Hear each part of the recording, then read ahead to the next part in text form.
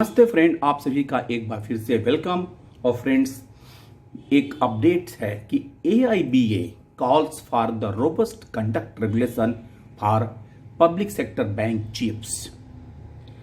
ये AIBA का पत्र DFS को लिखा गया कि जो पब्लिक सेक्टर बैंक के चीफ्स हैं उनके लिए कंडक्ट रेगुलेशंस स्ट्रिक्ट बनाना चाहिए।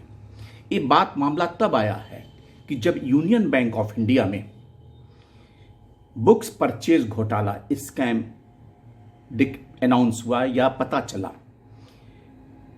आपको याद होगा कि केवी कृष्णमूर्ति जो economic adviser government of India के थे, जो IMF में भी पोस्टेड थे, उनकी एक बुक्स जिसकी 2 लाख प्रतियां खरीदने के लिए यूनियन बैंक ऑफ इंडिया ने लगभग 7.25 करोड़ का सौदा किया था और उसमें 50% उस पब्लिकेशन को पेमेंट भी हो चुका था।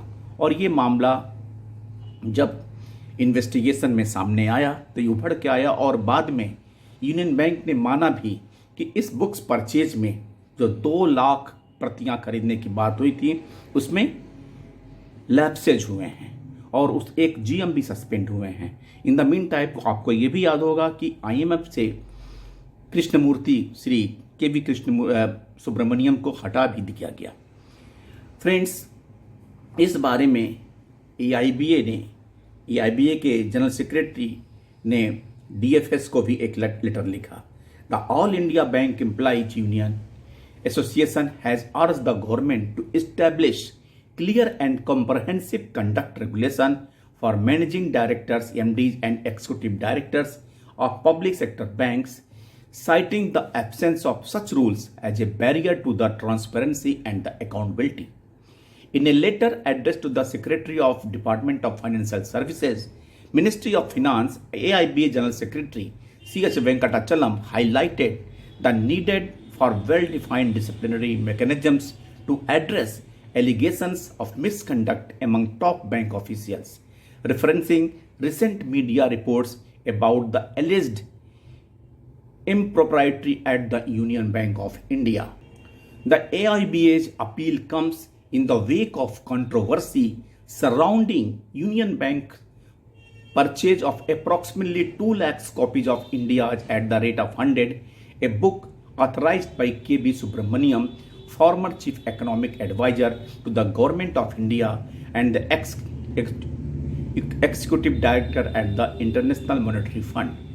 The transaction, reportedly costing 7.25 crores, has sparked widespread speculation about the conduct of Union Bank's MD, whose term is nearing its end. Media reports suggest Subramaniam, who was recently removed from his IMF post, may have pressured bank to purchase his book, though no official government statement has confirmed these claims. AIBA noted that a general manager at Union Bank has been suspended in connection with the deal, raising concern that lower-ranking official may bear disappropriate consequences in the absence of the clear rules for the senior executive.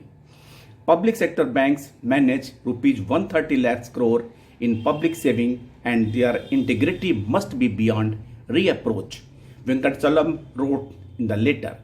Without well-defined conduct regulation for MDs and DDs, allegations of the corruption or misuse of authority remain speculative, damaging the banking system credibility. Transparent rules would ensure only the guilty are punished, protecting innocent executive from becoming the scapegoats. यानी कि proper regulation ना होने की वजह से जो top executive है MD और AD वो तो बच जाते हैं, लेकिन नीचे के अधिकारी जो उनके इंस्ट्रक्शन पे काम करते हैं उनका इन्वॉल्वमेंट माना जाता है और उनको पनिश किया जाता है। इनके लिए भी जो टॉप एक्सिक्यूटिव हैं उनके लिए एक कंडक्ट होना चाहिए, रेगुलेशन होना चाहिए, ताकि अगर ऐसा कोई केस आता है तो उनके बारे में पूरी की पूरी इन्वेस्टिगेशन हो सके और उस एलिगेशन का जांच किया जा सके। थैंक यू फ्रेंड्स, नमस्ते।